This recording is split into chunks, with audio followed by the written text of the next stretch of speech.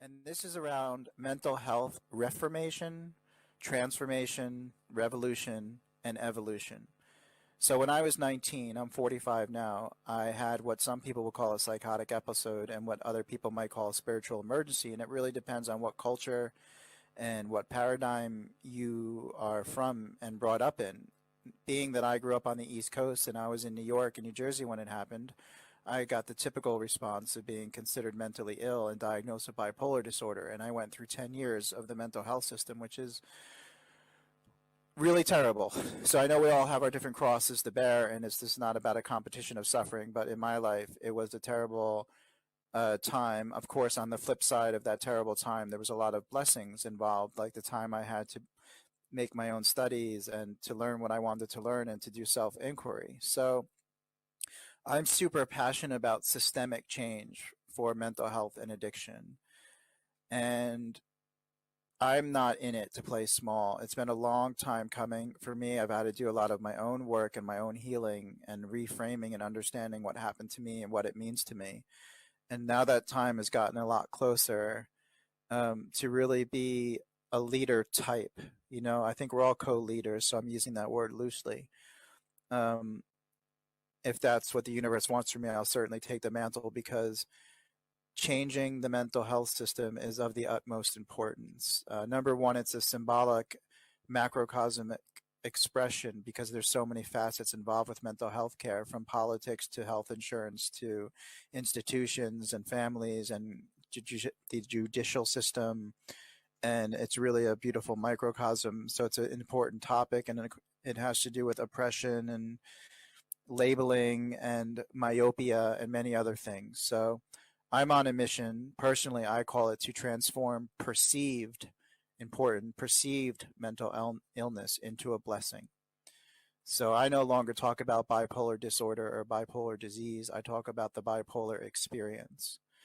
And it's important to say that because it would be disingenuous for me to bypass or ignore my actual experience, which does involve the altered states of mind and the emotional ups and downs that have been part of the bipolar experience. But to call it a mental illness or a disease has been one of the greatest, in this context, travesties of the modern era, to call things mental illnesses, because they're not mental and they're not really illnesses. So because of all that,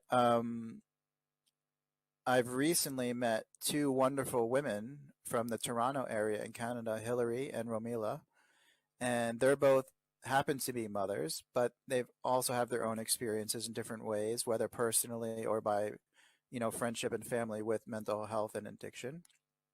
And we have launched this project called A Call to the Mothers. And to be clear, that is not just women or the female gender. It's about the idea of unconditional love and nourishment and even Mother Earth. So it's a call to the mother in all of us. It's a call to the mother, the great mother of the Mother Earth, or the great mother of the cosmos. And Hillary has a process she designed called A Taste of Wonderland, based on Alice in Wonderland. And some of you might be familiar. Alice in Wonderland is kind of involved in mental health, so to say. They got the Mad Hatter, and there's this inversion in this wonderland. So she's created this beautiful process that has 4 stages. First, we go through an exploratory process. So we did one prototype conversation, which was amazing, with a small group, just 5 of us. The 4 stages are simple. Name the cracks in the system. What are the issues we see, the cracks in all the different places? The second step is to grieve. There's a lot of wounding and grieving and reconciliation that is part of this entire process. So what do we feel like we've lost? What do people feel hurt and pained about? The third part of the process is understanding and recognizing and acknowledging and seeing all the different possibilities that are out there now, different modalities and ways to transform this perceived mental illness and addiction, whether it's equine therapy or heart math coherence or virtual reality or holistic healing or traditional Chinese medicine. There is a whole buffet, panoply, spectrum of different things that can work together to help people find out who they are and find out what has happened to them and why in these these states that are, you know, called mental illness, and to work with that. And through my own experience, I can, and also meeting other people, I can pretty much guarantee there's no one size shoe fits all, which is one of the issues, obviously, with the Western medical system. The idea that we can just take some drugs or do some cognitive behavioral therapy. It's a very personal experience, so therefore it calls for very personal um, uh, responses. So the third step, again, in this call to the mother's process, is going through and seeing all these different possibilities. And the fourth step is called the Mad Hatter and the Strange Brew. So we have people pick one of the cracks in the system, one of the grieving points, and one of these possible innovations slash solutions, and put them in and say, well, what would that be like if we had, for example, a healing center that worked with creating art therapy for people who feel like they've lost their ability to be creative. And it was an amazing, amazing time. It was clear to me we're going to create one of the most comprehensive and amazing databases, number one, of research and development and all of the different solutions.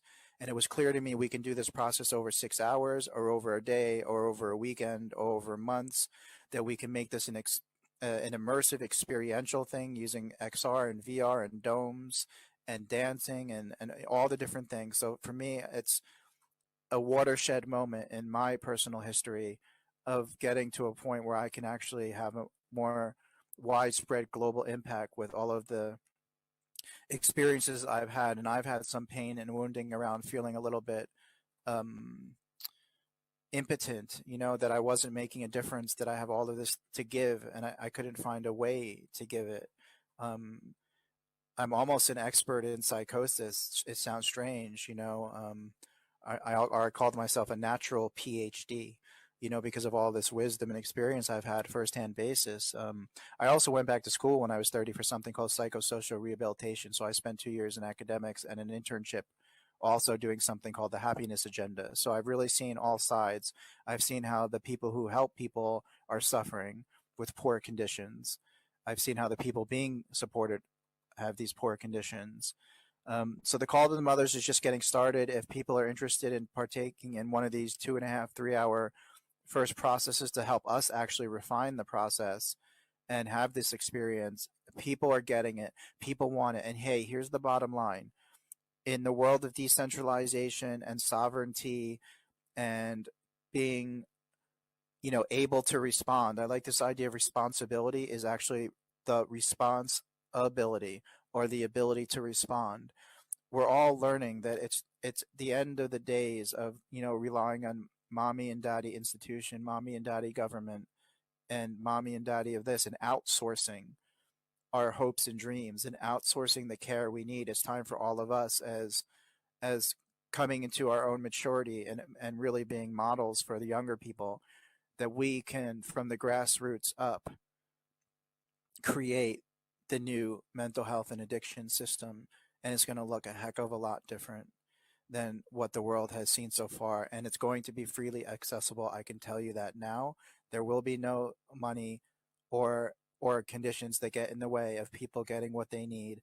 And my personal dream is to create what I call the Liberation Foundations, which is really a networked group of holistic, regenerative, next level community healing and creative, co-creative spaces. So rather than helping people get well and then sending them back into a world that's actually quite unhealthy with all of the systems breakdown, I want to see people get well and then work together. So incubate, you know, their ideas together. There's so much creativity for people that are neurodiverse or that have these perceived mental illnesses. And I'm just super excited about seeing what happens when we all take the responsibility to change, to be the change we want to see in the world, as the famous saying goes. So that is one of my super passions. And Arye, thank you for inviting me to share it today.